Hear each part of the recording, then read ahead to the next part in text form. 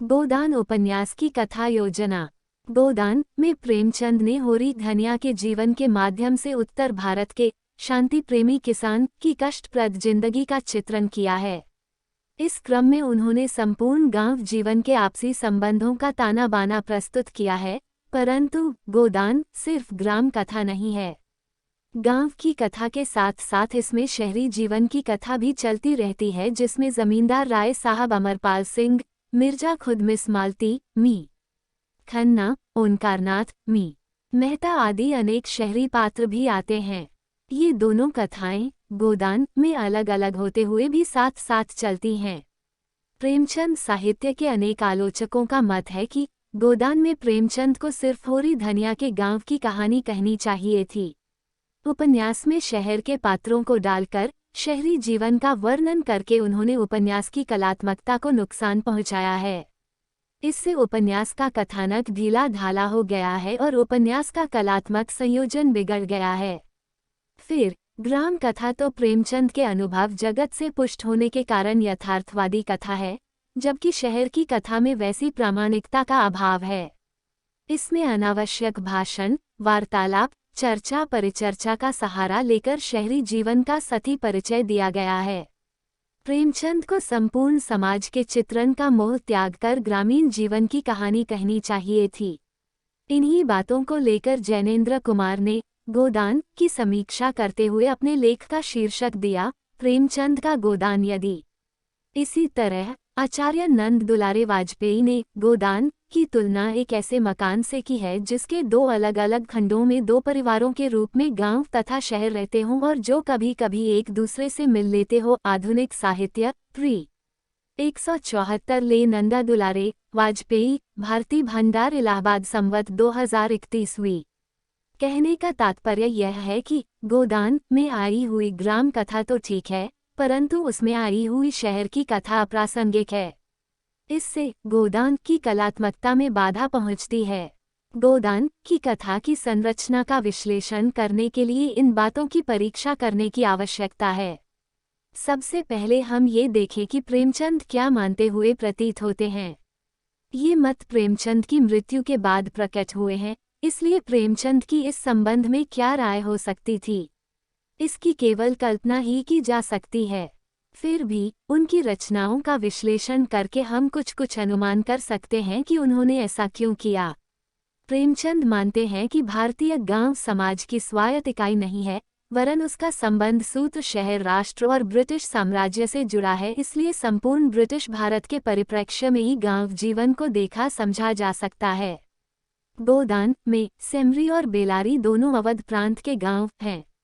दोनों गांवों में केवल 5 मील का अंतर है। होरी बेलारी में रहता है और उसके जमींदार राय साहब अमरपाल सिंह सेमरी में विराजते हैं।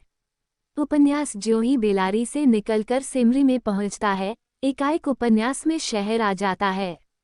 आज़ादी से पूर्व जमींदार और जमींदारी प्रथा के संदर्भ के बिना किसान जीवन की परिकल्पना करना यथार्थपूर्ण लगता है। जमींदार की आमदनी गांव से होती है, परंतु उसका उपभोग वह शहर में करता है। जमींदार की प्रकृति को स्पष्ट किए बिना किसान चरित्र का उद्घाटन संभव नहीं है। स्वाभाविक रूप से जमींदार के शहरी मित्र भी उसके साथ खींचे चले आए हैं। गोदान में होरी राय साहब से मिलता है। यह इसी मिलते जुलते रहने की प्रसाद है कि अब तक जान बची हुई है, नहीं कहीं पता न लगता कि किधर गए। गांव में इतने आदमी तो हैं, किस पर बेदखली नहीं आई, किस पर कुर्की नहीं आई। जब दूसरों के पांवों तले अपनी गर्दन दबी हुई है, तो उन पांचों को सहलाने में ही कुशल है। गोदान प्री 7 उनके संबंधों का वर्णन तो लेखक को करना ही पड़ेगा। राय साहब के घर पर उत्सव है, उसमें होरी को बुलाया गया है। उस दिन के नाटक धनुष यज्ञ में उसे राजा जनक का माली बनना है। इस उत्सव के लिए होरी को 5 रुपये नजराना देना है। इससे होरी चिंतित हो गया है। इस उत्सव में शहर के धनी मानी लोग सम्मिलित होते हैं। उनकी आपसी बातचीत से शहरी जीवन अभिव्यक्त होता है। होरी के घर पर दमड़ी बसोर आता है तथा बांस खरीदता है। होरी के मन में बेईमानी आती है। भाव ताव में कमी बेसी करके 20 रुपया सैकड़ा की दर तय होती है। शर्त यह है कि दमड़ी होरी के भाइयों को 15 रुपया सैकड़ा बताएगा। इस संदर्भ में जो विवाद खड़ा होता है आगे चलकर वो होरी की गाय को जहर खिलाने तक चलता है। यहाँ दमड़ी कहता है, ऐसे क्या, इससे अच्छे बांस मिल जाते हैं 10 रुपए पर। हाँ, 10 कोस और पश्चिम चले जाओ, मोल बांस का नहीं है, शहर के नगीच होने का है। गोदान प्री 26। इसी तरह गोबर गांव से भागकर शहर में आ जाता है और मिर्जा खुर्शेद के यहाँ 15 रुपए वेतन पर नौकर हो जाता है। होरी के जीवन पर आए संकटों में से एक गोबर के घर से भाग जाने से भी आता है। यही गोबर जब वापस गांव आता है तो उसके व्यक्तित्व में हुए परिवर्तन को सभी पात्र लक्षित करते हैं। उसने अंग्रेजी फैशन के बाल कटवा लिए हैं, महीन धोती और पंप शू पहनता है, एक लाल ऊनी चादर खरीद ली और पान सिगरेट का शौकीन हो गया है। सभाओं में आने जाने से उसे कुछ कुछ राजनीतिक ज्ञान भी हो चला है। राष्ट्र और वर्ग का अर्थ समझने लगा है। सामाजिक रूढ़ियों की प्रतिष्ठा और लोकनिंदा का भय अब उसमें बहुत कम रह गया है। गोदान प्री 168। गोदान के किसान शहर में शक्कर मिल खुल जाने की बातें करते हैं। राय साहब के मित्र खन्ना यह मिल खोलते हैं जिसमें आगे चलकर गोबर कुछ दिन मजदूरी करता है। इस मिल के लिए खड़ी ऊख खरीदी जाती है। सारा गांव खड़ी ऊख बेचने को तैयार हो गया है और जब ऊख तैयार हो गई, किसानों ने उसे मिल में पहुंचा दिया। तब मुनीम से मिलकर गांव के महाजन झिंगुरी सिंह ने अपने रुपए वसूल कर लिए, क्योंकि जिस खन्ना बाबू की मिल है उन्हीं खन्ना बाबू की महाजनी कोठी भी है। दोनों एक हैं। गोदान प्री 153। शहर और गांव का यह आर्थिक रिश्ता गांव में मौजूद है। प्रेमचंद इसे दिखाते हैं। मेहता और मालती घूमते घामते एक दिन बेलारी पहुंच जाते हैं और एक दिन होरी के घर पर ठहरते हैं। मेहता किसानों से खेती के बारे में बातचीत करते हैं तथा मालती देहाती औरतों के स्वास्थ्य की जांच करती है।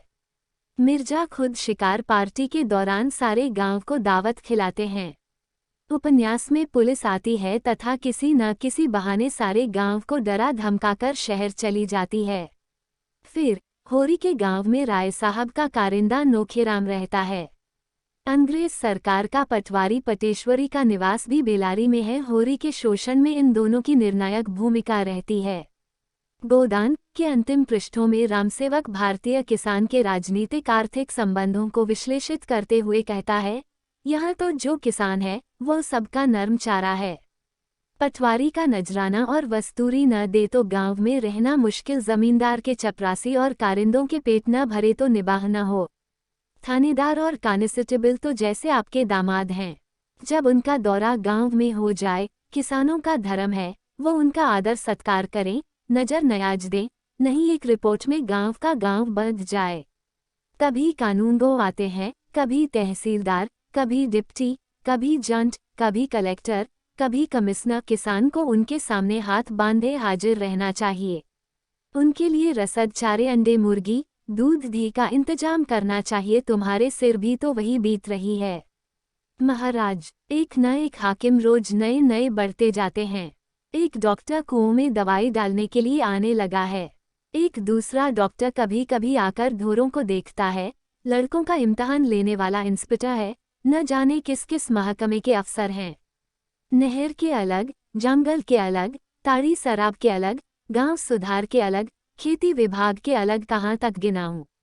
पादरी आ जाता है तो उसे भी रसद देना पड़ता है, नहीं शिकायत कर दे। गोदान 3.292। ये सारे अफसर शहर से गांव आते हैं, इसलिए शहरी जीवन की प्रकृति को समझे बिना गांव जीवन की कथा के अंतःसंबंधों को समझ पाना मुश्किल है।